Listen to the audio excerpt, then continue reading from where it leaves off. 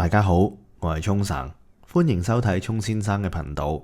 今日咧就睇到條新聞，覺得好好笑。呢條新聞咧有機會係今年睇過最好笑、最諷刺嘅國際新聞。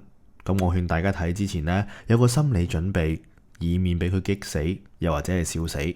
我可以好肯定咁話俾你聽，要做到呢條新聞嘅效果呢，係需要好大嘅勇氣噶。而呢條新聞入面提及嘅內容，冇足夠嘅智商呢，都係講唔出口嘅。亦都因為係咁，呢一集呢，我組合咗好多唔同嘅例子，去證明呢件事呢可以有幾荒謬。有興趣嘅朋友呢，一定要聽到尾啦。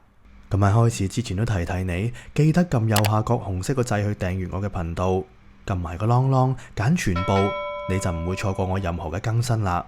關於我嘅紀念品網店，都可以去翻 Chongstock Co 嗰度了解。而影片簡介同埋片尾都有唔同嘅方式或者社交平台去聯絡我或者支持我嘅。好啦，入正題啦。個新聞嘅 title 係咁嘅：美國官員指中國試圖迫使澳洲屈服，北京話唔好混淆是非。美國國家安全委員會印太事務協調員坎貝爾就話中國呢正喺度試圖迫使澳洲屈服於一系列嘅相當於經濟戰嘅制裁手段。詢問中方有啲乜嘢回應。哇！我睇到呢度呢，真係 K 一聲笑咗出嚟。喂，大佬，唔係咁搞笑啊嘛？唔用你啲嘢啫，就話係制裁你。就算我因為唔妥你唔用你啲嘢，我諗都唔使特登解釋啩。仲有啊，經濟戰、貿易戰、制裁等等嘅字眼，我唔知咧，睇落去以為係我哋發明噶。咁有留意國際時事都知噶啦，呢個呢係美國常用嘅手段嚟噶。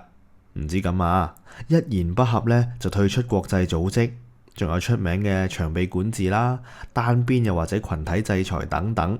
係啊，你冇聽錯啊，係群體制裁啊，即係呢，我唔用你啲嘢唔緊要，我仲要全世界都唔准用你啲嘢啊。咁呢條友呢，哈哈霸霸都唔係第一次噶啦。以下落嚟係我呢幾年睇到嘅例子，我哋一齊睇下佢哋呢套出名嘅馳名美式商標啊。開始咯。佢哋啲航空母艦呢，揸到去你屋企門口都係維護正義，而我哋境內修橋補路呢，就係威脅世界。佢哋有核武呢，係用嚟對付威脅噶，我哋有核武呢，就已經係一個威脅啦。一個連一半人都唔夠支持嘅政府呢，叫做民主；90%人以上支持嘅政府呢，叫做獨裁。佢哋用人臉識別去追蹤犯人呢，就叫做科技先進。我哋呢，用人臉識別追蹤犯人呢，就叫侵犯私隱。佢哋呢，有國安法，天公地道；我哋呢，有國安法，天怒人怨。佢哋抗疫抗到又話係電子煙啊，又話同病毒共存呢，就係世界嘅受害者。我哋封城截斷呢個傳播鏈呢，就要向世界賠償。佢哋抗疫封城呢，係為人民健康；我哋抗疫封城呢，佢哋就話係剝奪人權。佢哋啲警察喺執行任務嘅時候，不論你係唔係罪犯或者嫌犯都好啦，喺全世界嚟講，俾警察搞掂嘅人數呢，都可以話係非常之高噶啦。而我哋啲警察用催淚彈、用警棍呢，就俾人叫做警暴。佢哋嘅國家有暴動，就同人講佢哋反對暴力。衝擊國會呢，係衝擊民主嘅表現，係冇辦法接受噶。而我哋國家有暴動呢，就係美麗嘅風景線，亦都係適當嘅。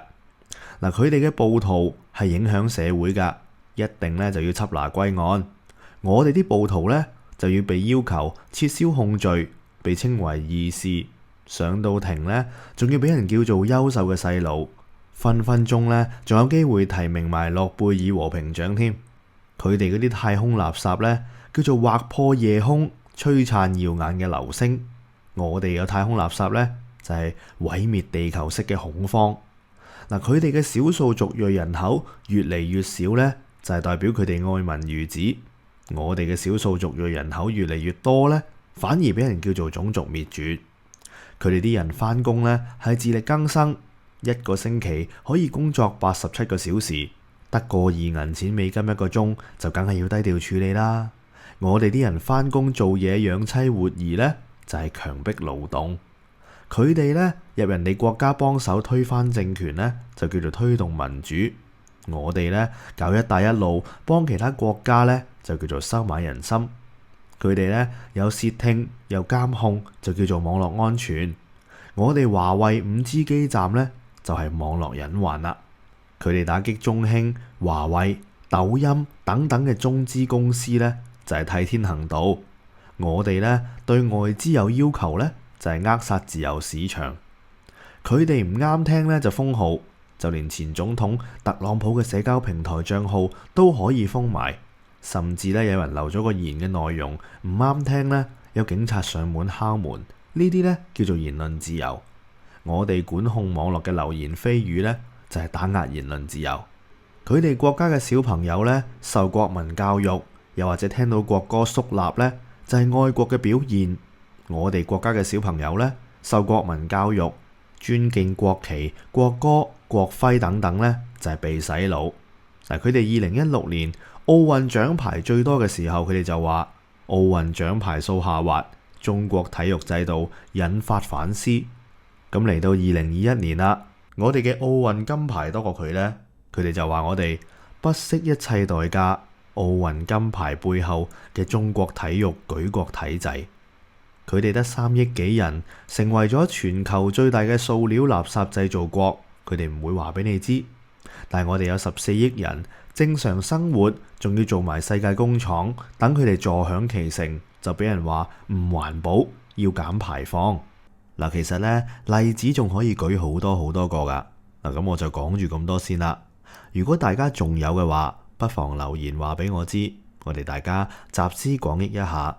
嗱，其實我有時喺度諗啊，到底係相信呢啲抹黑新聞嘅人無知啊，定係講呢啲嘢嘅政客天真呢？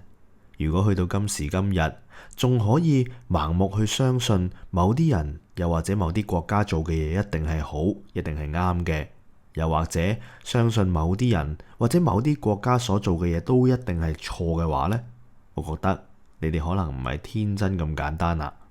嗱，記住啊，批判思考呢4個字呢，其實有2個重要元素喺裏邊嘅，就係批判同埋思考。有好多人呢，淨係識得批判，係缺乏思考噶。